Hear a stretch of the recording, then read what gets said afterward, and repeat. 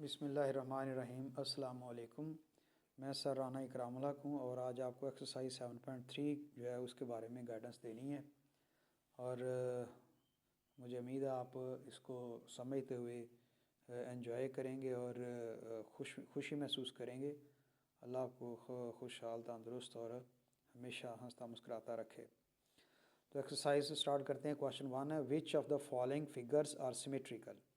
कहता है बताएं कि ये जो नीचे जो फिगर्स दिए हैं, फिगर्स के नाम लिखे हैं ए बी सी डी और ई, तो इनमें से कौन सी फिगर है जो सिमेट्रिकल है। तो सिमेट्रिकल जो है वो सेम एक जैसी जो है वो फिगर जो है उसमें तरतीब मौजूद होती है। तो तरतीब का ज़हन में रखा जाता है कि ये फ़िगर एक ख़ास तरतीब से बनाई गई है, रेगुलर है ये।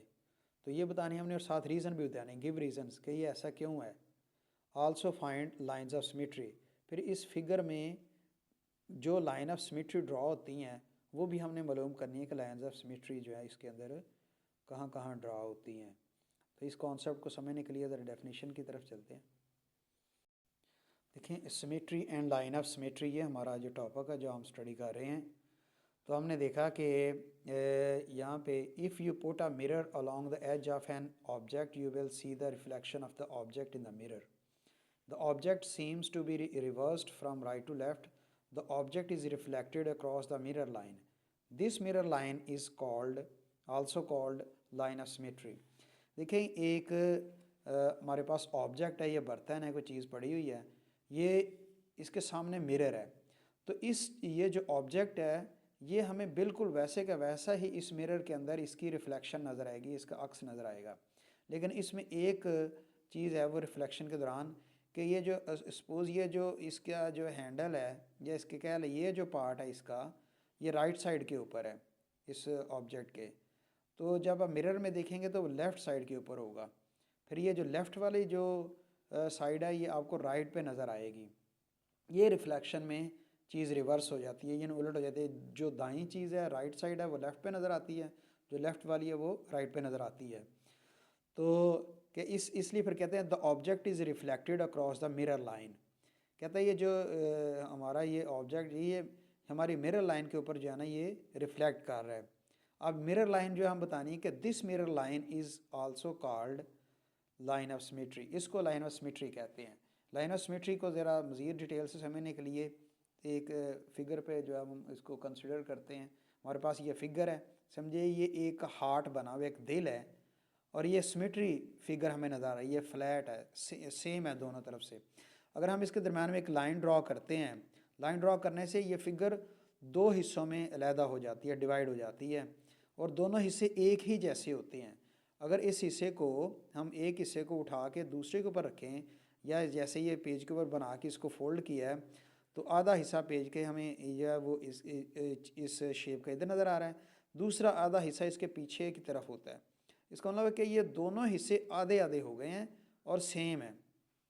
तो जिस जगह पे लाइन हमने ड्रॉ की है और इस ऑब्जेक्ट को या इस शेप को इसने हाफ हाफ अलग-अलग सेम जो है वो शेप को अलग-अलग शेप को कर दी है, तो दोनों शेप्स जो है वो एक जैसी ही जो है वो दिखाई देती हैं, इनमें छोटी और बड़ी नहीं है। तो जिस जगह पे ये लाइन ड्रॉ की है उसको लाइन ऑफ सिमेट्री कहते हैं। अब इसको मज़ीद अच्छी तरह से अपने ज़हन नशीन करने के लिए ताकि हमें जो है इस कॉन्सेप्ट को अच्छी तरह समझ आ जाए, एक टेबल है, ये क्वाड्रिलेटरल है, यहाँ पे हेडिंग क्वाड्रिलेटरल में यहाँ पे शेप्स के नाम लिखे हैं और यहाँ पे इमेज बनी हुई है। ये इमेज साथ साथ है, जो नाम होगा जैसे स्क्वायर है तो इसकी इमेज ये स्क्वायर फॉर्म में दी हुई है। अब आगे नेक्स्ट लाइन में जो कॉलम बना है वो है number of lines of symmetry, कि स्क्वायर में कितनी हम सिमेट्री लाइन्स लगा सकते हैं, वो यहाँ पे इसकी जो है वो तादाद लिखी हुई है। तो यहाँ पे 4 लाइन हम ड्रा कर सकते हैं स्क्वायर में। अब देख सकते हैं ये स्क्वायर में एक ये लाइन ड्रा की है सीधी, फिर एक राइट से लेफ़्ट की तरफ है 2 हो गई, फिर ये वर्टेक्स से वर्टेक्स की तरफ है यानी कोने से कोने की तरफ 3, और चौथी ये दूसरे कोने से कोने की तरफ, इसको डायगोनल भी कहते हैं। तो ये 4 लाइन ऑफ सिमेट्री ड्रा की हैं तो उस तरह तादाद लिखी हुई है। इस तरह रेक्टेंगल है, इसकी 2 लाइन ऑफ सिमेट्री होती हैं। पैरेललोग्राम की कोई लाइन ऑफ सिमेट्री नहीं है, 0। फिर रोम्बस है, इसकी 2 लाइन ऑफ सिमेट्री हैं। काइट की 1 लाइन ऑफ सिमेट्री है। ट्रेपीजियम की कोई लाइन ऑफ सिमेट्री नहीं है। और आइसोसेलेस ट्राइंगल की जब एक लाइन ऑफ सिमेट्री वो इसलिए है कि आइसोसलीस में, आइसोसलीस का मतलब होता है टू साइड्स इक्वल। जब ये दो साइड इक्वल होती हैं तो यहाँ पे हम अगर हम ड्रॉ करें लाइन दरमियान में, तो ड्रॉ करने से फिर ये दोनों एक जैसे ही आधे आधे हिस्से नज़र आते हैं। तो इसलिए इसकी एक ही लाइन, ये जो लाइन ड्रॉ की है लाइन ऑफ सिमेट्री, ये एक लगती है। आगे इरेगुलर शेप में कोई लाइन ऑफ सिमेट्री नहीं होती। अब हमने कॉन्सेप्ट को अच्छी तरह समझ लिया, symmetry and line of symmetry. तो हम इन फिगर्स के को देखकर हम यहाँ पे ड्रॉ देखेंगे कि लाइन ऑफ सिमेट्री कहाँ कैसे कैसे ड्रॉ होती है और कितनी ड्रॉ होती हैं। तो ए फिगर में आप देख लें, इसकी लाइन ऑफ सिमेट्री को अगर चेक करें तो ये इस वर्टेक्स के हम अगर हम लाइन ड्रॉ करते जाएं, इस वर्टेक्स से ये लाइन ड्रॉ करते जाएं, तो ये ड्रॉ करते हुए ये लाइन इस तरह से गुजरती है।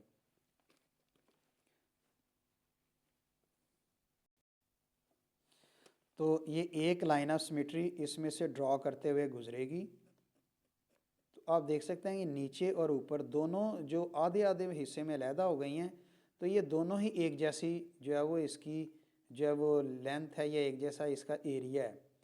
तो ये वन लाइन ऑफ सिमेट्री। अगर हम दूसरे इसके ड्रॉ करें, दूसरे वर्टेक्स के, दूसरे वर्टेक्स से हम लाइन ऑफ सिमेट्री ड्रॉ करें, तो ये ड्रॉ होते हुए आगे की तरफ मूव कर जाती है।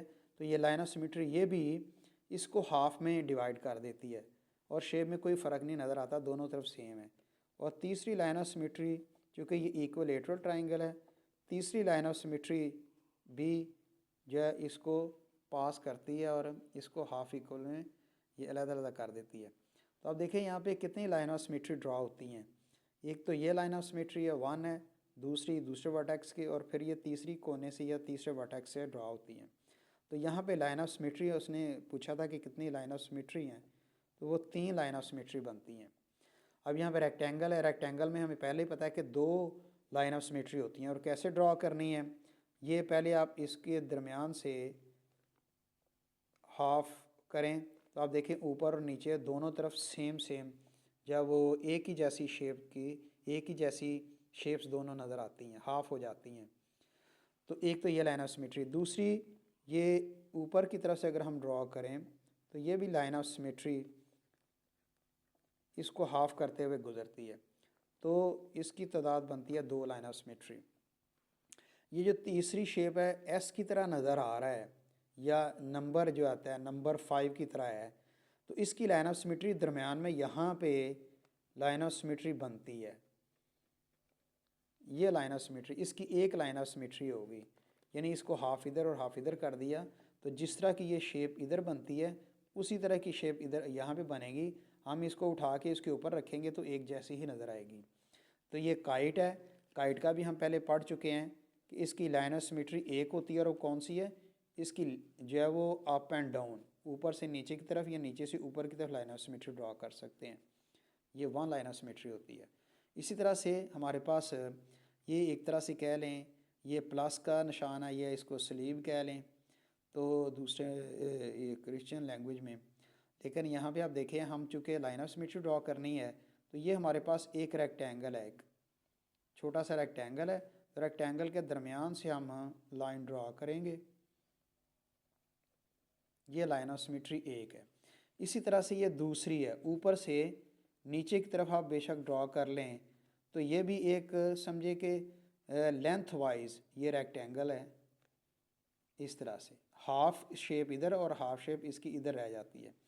तो लेकिन ये दोनों हाफ एक जैसे ही होते हैं। तो यहाँ पे जो लाइन ऑफ सिमेट्री ड्रॉ हुई हैं वो 2 हैं। क्वेश्चन नंबर 2 में how many lines of symmetry does the figure A has. अब हमने नंबर ऑफ़ लाइन्स बतानी है, नंबर ऑफ़ लाइन्स जो लाइन्स ऑफ सिमेट्री है वो इस फ्लावर में बतानी है, जो फिगर ए की जो है वो फिगर ए नाम लिखा हुआ है। तो आप देखें कि ये जो साइड पे ये जो फ्लावर के पेटल्स हैं, पत्तियां हैं फूल की, ये तो ये पत्तियों में हम इसकी लाइंस ऑफ सिमेट्री ड्रॉ करनी है। इस पत्ती के सामने, यानी ये जो फूल की पत्ती होती है, पेटल कहते हैं जिसे, ये बहुत नाजुक पत्ती होती है, इसके सामने जो शेप होगी यहाँ पे, इन दोनों में से लाइंस ऑफ सिमेट्री ड्रॉ करेंगे, इन दोनों में से पास करते हुए गुजरेगी, और दोनों में से पास करते हुए गुजरेगी तो ये लाइन ऑफ सिमेट्री में आप देखेंगे हाफ जो है वो पत्ती इधर है, हाफ जो है वो पत्ती उस साइड पे है। तो ये लाइन ऑफ सिमेट्री ने दोनों को हाफ कर दिया। तो इसी तरह से बाकी लाइंस ऑफ सिमेट्री भी हम ड्रॉ करेंगे। जैसे ये ऊपर वाली जो वो पेटल है या इसकी पत्ती है फूल की, तो उसको हम ड्रॉ करते हुए दूसरी पत्ती में से गुजरेंगे, इसको सिमेट्री लाइन ड्रॉ करते हुए। बाकी भी इस तरह से लाइन ड्रॉ कर लेंगे। तो ये देखें हर पेटल में से ये लाइन ऑफ सिमेट्री जो है वो गुजरती है। अब हम काउंट करते हैं कि लाइन ऑफ सिमेट्री लगी कितनी है। देखें ये अगर हम ये पहली लाइन ऑफ सिमेट्री है तो इसके सामने वाली वो लाइन है ये एक्चुअली 1 ही होगी। फिर इसके साथ ये दूसरी लाइन ऑफ सिमेट्री है तो इसके सामने वाली जो लाइन ये 2 है। फिर ये 3 लाइन ऑफ सिमेट्री है और इसके सामने ये भी ये 3 है, यानी एक ही लाइन ऑफ सिमेट्री गिनी जाएगी। ये नंबर 4 है, ये फिगर ए का लफ्ज़ भी यहाँ लिखा हुआ है, तो ये नंबर 4 के ऊपर ये लाइन ऑफ सिमेट्री आती है। फिर ये नंबर 5 लाइन ऑफ सिमेट्री और ये 6 लाइन ऑफ सिमेट्री। फिर नंबर 7 ये 7 लाइन ऑफ सिमेट्री और ये आखिर में फिर नंबर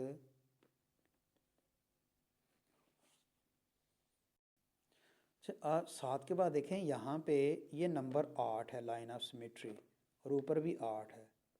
तो हमने ये काउंट करके देखा, ये तो नंबर ऑफ़ जो लाइंस ऑफ सिमेट्री हैं, ये लाइंस ऑफ सिमेट्री यहाँ पे 8 आती हैं, तो 8 ही इसका आंसर होगा।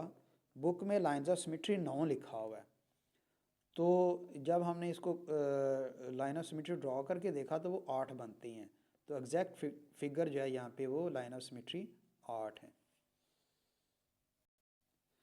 तो क्वेश्चन नंबर 3 में इसकी स्टेटमेंट में लिखा है draw the following figures on grid and find their lines of symmetry. तो ये क्वेश्चन में ये कहा गया है कि आप ये जो नीचे फिगर्स के नाम लिखे हुए हैं 1 से लेकर 8 तक हैं, तो ये फिगर्स में कहा है कि आप इन फिगर्स को ड्रॉ करें और ग्रिड के ऊपर ड्रॉ करें और and find their lines of symmetry, और फिर की लाइंस ऑफ सिमेट्री भी आपने मालूम करनी है। तो हमारे पास ये जो ग्रिड है, तो ग्रिड के ऊपर हमें पता होना चाहिए कि ग्रिड कौन सी चीज़ है जिसके ऊपर हम ये डायग्राम बनाएंगे। तो ये जो ग्राफ का पेपर है इसको ग्रिड कहते हैं। ग्राफ का पेपर जो है इसके ऊपर जब हम ड्रॉ करेंगे तो ये इसके जो है लेफ़्ट राइट अप और डाउन जो है यहाँ पे हम ड्रॉ करते हैं, तो इसको हम कहते हैं ग्राफ पेपर को ग्रिड। तो ग्रिड के ऊपर कहता है डायग्राम बना के आप इसको बताएं कि लाइंस ऑफ सिमेट्री कितनी हैं, वो हम बना के दिखा देते हैं। डायग्राम हम ऑलरेडी बना चुके हैं, आगे इसकी सिमेट्री को हम जो आपके सामने इसको डिटेल बताएंगे। तो आप एक चीज़ इसमें से अच्छी तरह से देख लें कि जो पार्ट्स के नाम लिखे हुए हैं ना, उन पार्ट्स के नाम में थोड़ी सी जो वो मिस्टेक है वो क्लियर कर लें। जैसे ये पार्ट 1 2 3 के बाद 4 आता है, तो यहाँ पे 3 के बाद 3 लिखा हुआ था, तो इसे दुरुस्त करना है। ये पार्ट नंबर 4 है। फिर पार्ट 5 है, 5 के बाद आता है 6, तो 6 का उन्होंने फिर 5 का 5 ही लिखा हुआ है। और नेक्स्ट 7 है, नेक्स्ट 7 के बाद फिर पार्ट नंबर 8 आता है।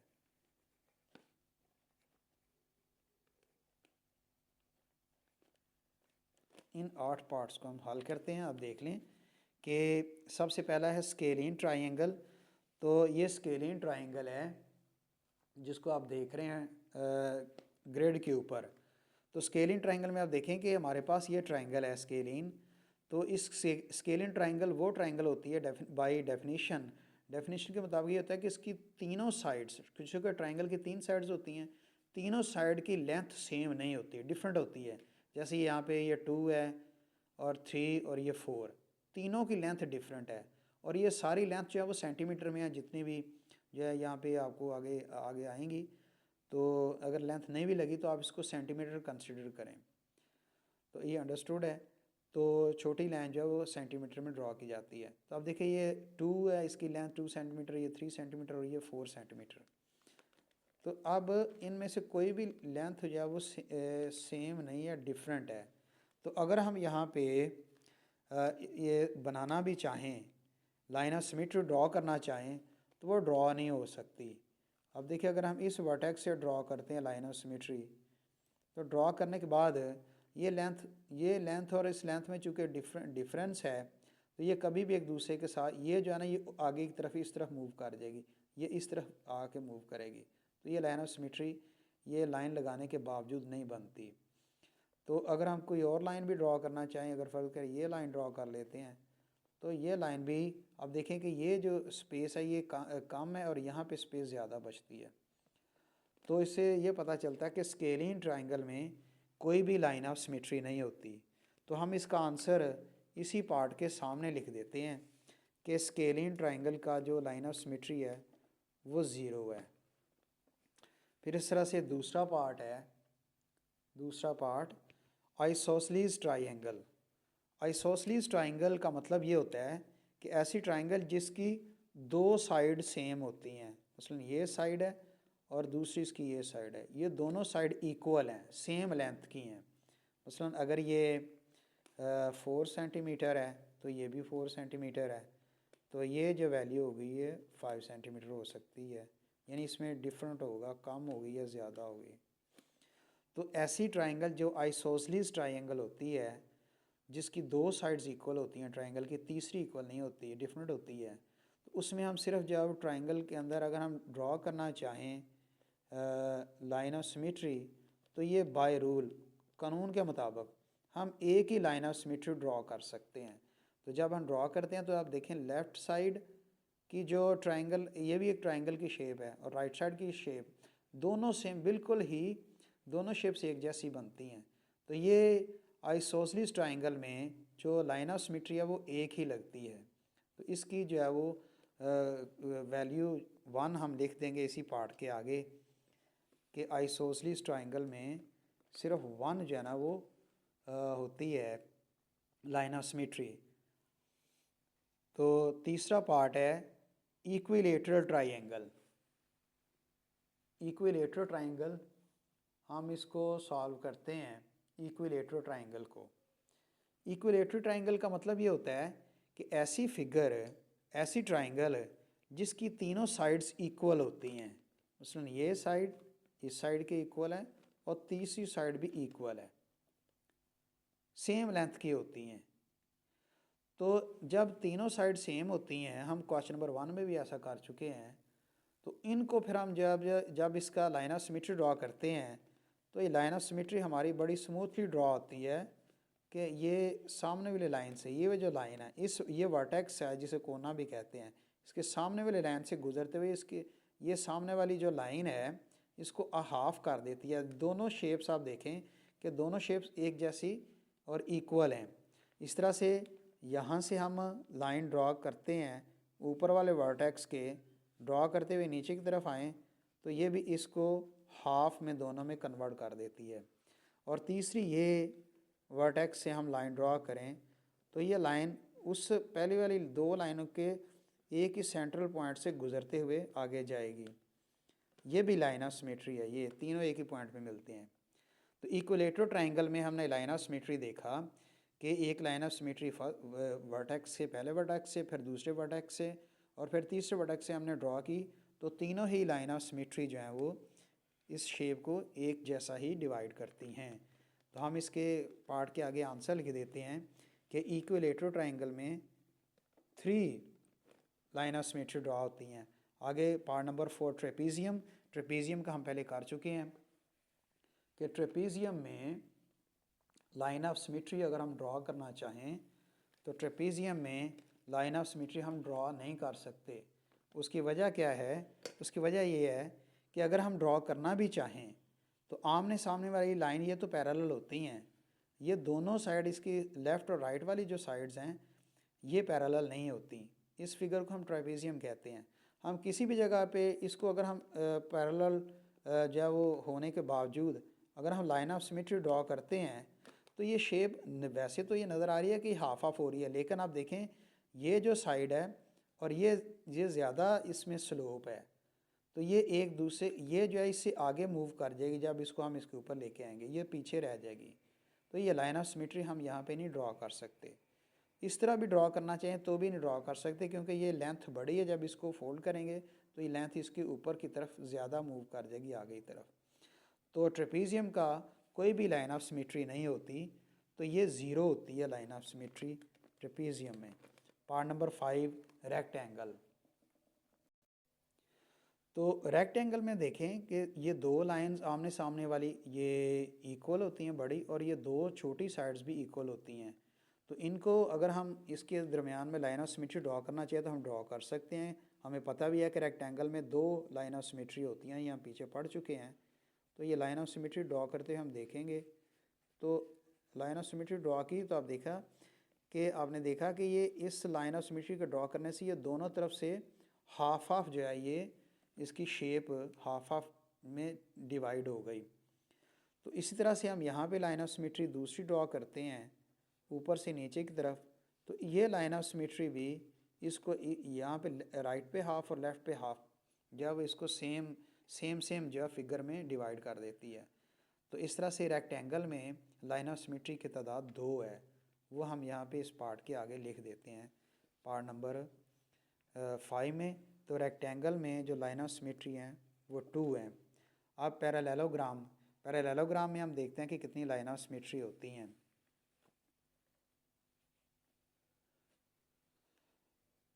पैरेललोग्राम में भी अगर हम लाइन ऑफ सिमेट्री ड्रॉ करना चाहें तो इसमें कोई भी हम जो है वो ड्रॉ नहीं कर सकते, क्योंकि ये अगर हम ड्रॉ करते हैं लाइन ऑफ सिमेट्री अगर इस तरफ से जिस तरह रेक्टेंगल में किया था इस तरह ड्रॉ करते हैं, तो ये इस साइड को हम उठा के अगर ऊपर की तरफ लेके जाएं तो ये अंदर की तरफ रहेगी, ये बाहर नज़र आएगा, और ये वाली साइड ये बाहर की तरफ नज़र आएगी और ये वाली अंदर की तरफ रहेगी। तो ये लाइन ऑफ सिमेट्री लगाने से ये शेप जो है हाफ ऑफ डिवाइड नहीं होती। तो जिस तरह से हमने देखा कि पैरेललोग्राम में कोई भी हम जो लाइन ऑफ सिमेट्री लगाना चाहें तो वो नहीं लगा सकते, क्योंकि शेप्स सेम नहीं डिवाइड होती। तो इस तरह से पैरेललोग्राम का आंसर भी वो ज़ीरो होगा। जिस तरह से ट्रेपीजियम में हम कोई जो लाइन ऑफ सिमेट्री नहीं लगा सकते, स्केलिन ट्रायंगल में भी जो लाइन ऑफ सिमेट्री नहीं लगा सकते, तो पैरेललोग्राम में भी नहीं लगा सकते। अब नेक्स्ट पार्ट नंबर हम 7 करते हैं। अब पेंटागन है ऐसी शेप है जिसकी 5 साइड्स होती हैं। ये 5 साइड्स हैं। जब हम इसकी लाइन ऑफ सिमेट्री ड्रॉ करेंगे तो हम देखेंगे कि इसका ये जो वर्टेक्स के हम लाइन ड्रॉ करते हुए जब नीचे आते हैं तो इसके सामने वाली ये जो साइड है इस वर्टेक्स के सामने वाली साइड के दरमियान में से गुजरती है। तो हाफ शेप इधर है और हाफ शेप इधर है। तो ये लाइन ऑफ सिमेट्री लगाने से ये दोनों तरफ की जो शेप्स हैं वो हाफ इक्वल डिवाइड हो गई हैं। इसी तरह से हम दूसरे वर्टेक्स से हम लाइन ड्रॉ करते हैं इसके सामने वाली साइड के ऊपर, ये हम ड्रॉ कर सकते हैं। ये दूसरा लाइन ऑफ सिमेट्री हो गई। फिर इस तरह से हम तीसरी लाइन ऑफ सिमेट्री तीसरे वर्टेक्स के ड्रॉ करेंगे। फिर इसी तरह से ये फोर्थ वर्टेक्स से हम ये ड्रॉ करते हैं लाइन ऑफ सिमेट्री। तो सामने वाली साइड से गुजरते हुए ये स्मूथली पास कर जाती है।